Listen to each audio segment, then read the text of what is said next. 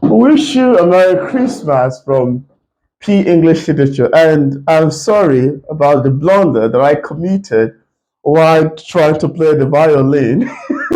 I'm still learning. And I just wanted to say, I'm wishing you guys a Merry Christmas. I think I should put on my cap. Maybe it will be much better.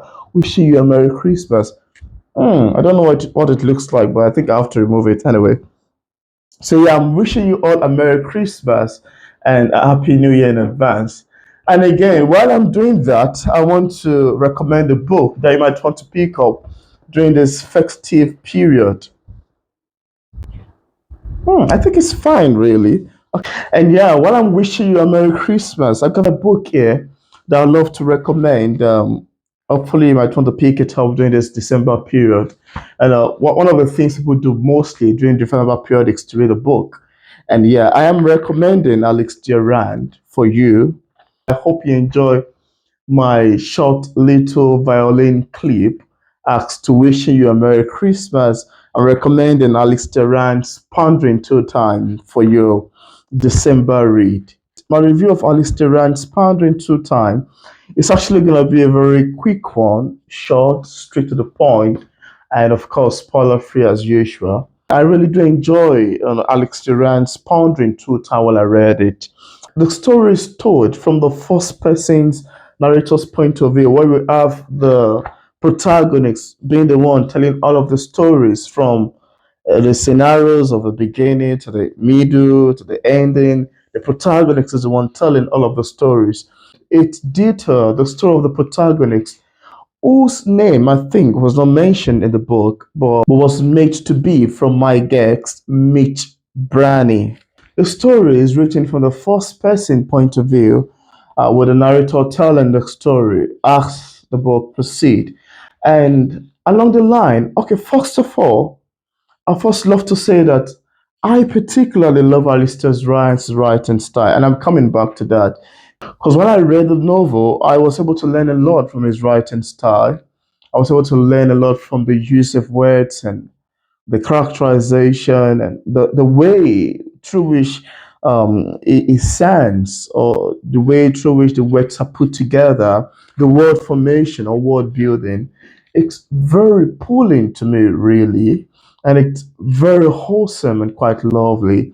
And I'll be reading some section later on as I proceed in my review towards the ending part of this video. Story in Pondering Through Times detailed the story of a time traveler get the name of Mitch Brady, and I'm not sure if that's really the name of the protagonist because that along the line of the story, whenever I tell people that his name is Mitch Brady, they'll be like, it sounds like a made up name, stuff like that. But then we have Susan, who is the mother of the narrator, and here the story first began with the death of the narrator's cat.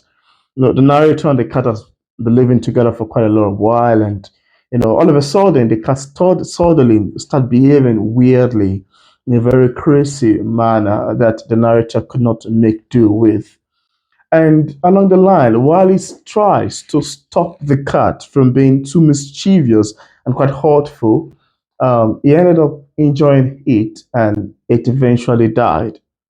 And now, after the death of the narrator's cat, we got a strange phone call from someone, more like I want to say the person threatened him, but it's kind of a strange call, really. Then afterward, we're being introduced randomly, all of a sudden, to a character named Gulaza. So Gulaza seems to be the narrator's, time travel mate as I keep moving all along. Gulaza keep following him to part. And this, I love to say, rates quite cynically.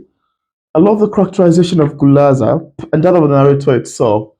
It's a kind of story that is very funny at some point. Go, yeah, it's very, very comical, and other parts it's very sad too.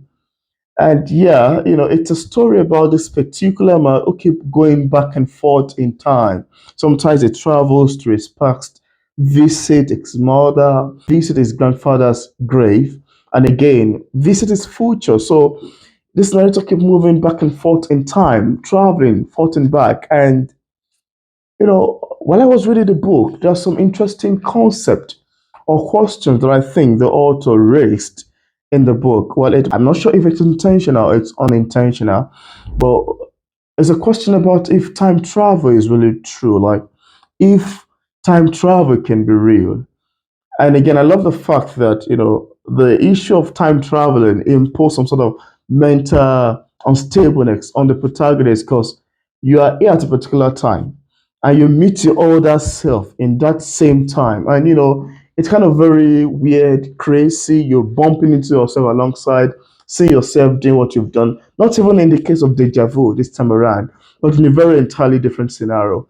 The writer keep going back and forth in time, and he was so scared about what would be the outcome of all of this.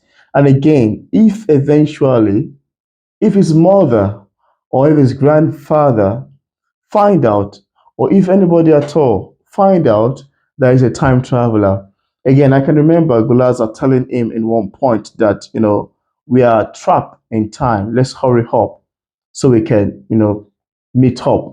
And again, like I was saying, I particularly love some interesting concepts that Alistair Round seek to raise in this book.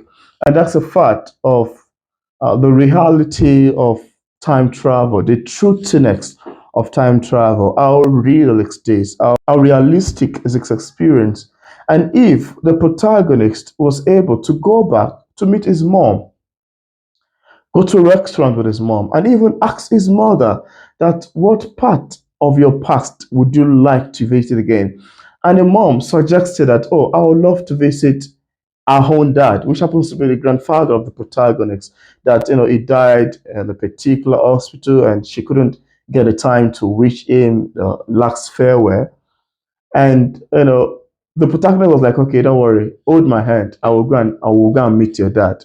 And that's how they travel back forth to go and meet the father of his mother, which is his granddad, and Susan's dad, which is his granddad. That's the protagonist's dad and Susan's dad.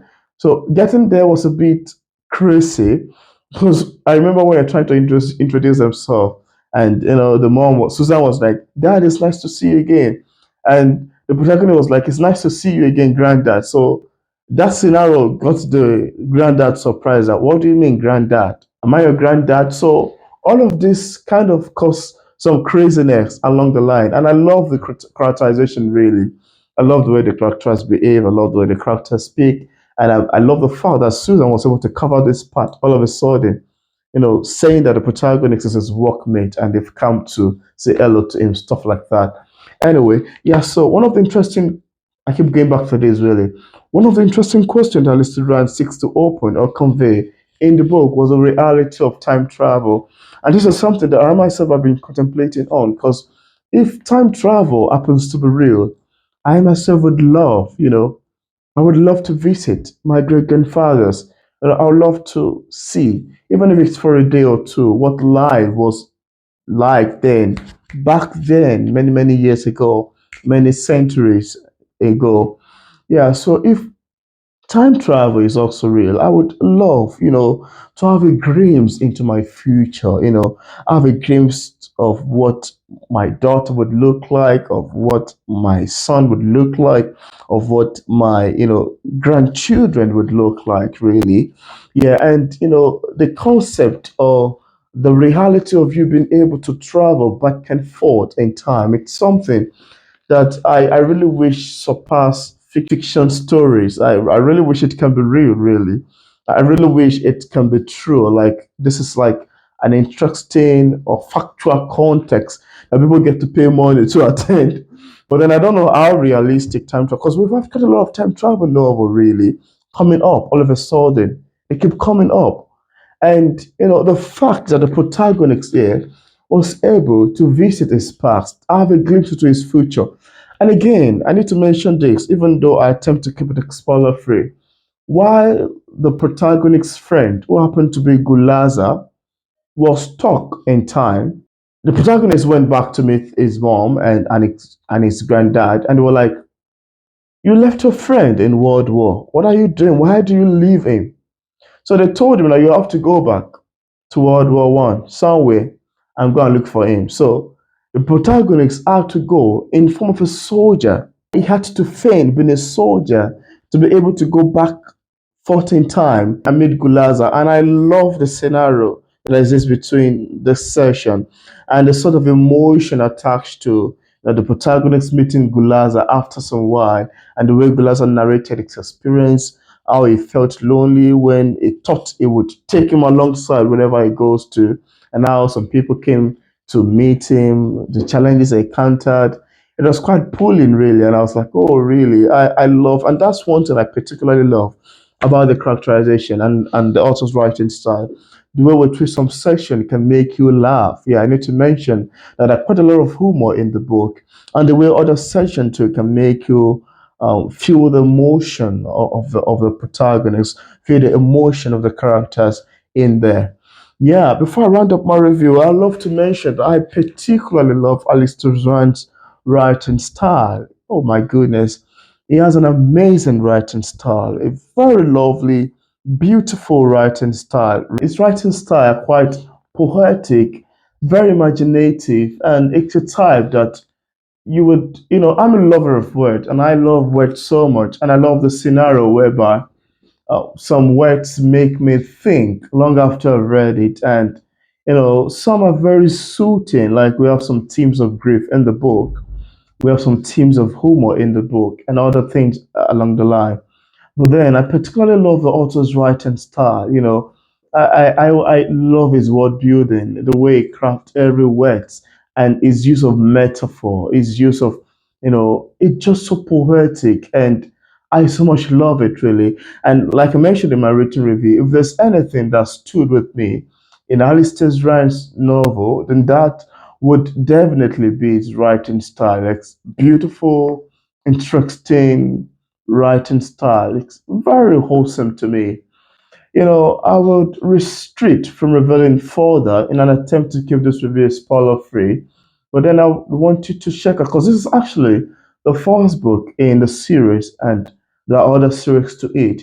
But then I'd love you to find out what become of the protagonist, what eventually become of Gulaza.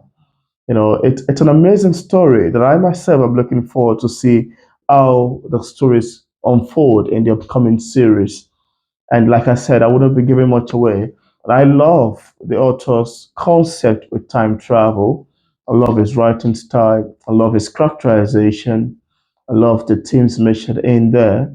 It's a very humorous book, part of which, and I love the way the author can make you laugh in a subtle manner. Before I wrap up my review, I'd love to read a section or some section really that I consider to be a bit poetic while I read the book. There are quite a lot of other sections really that I love the world building and sound very poetic, but then I just wanted to read these short sections. Yeah, this is from one of the pages, one of the chapters titled Goodbye, Old Friend. And this part reads, I looked down at my hand. He had sunk his teeth in quite deeply, and the blood began oozing down my wrist like a rose-colored fountain. I love that.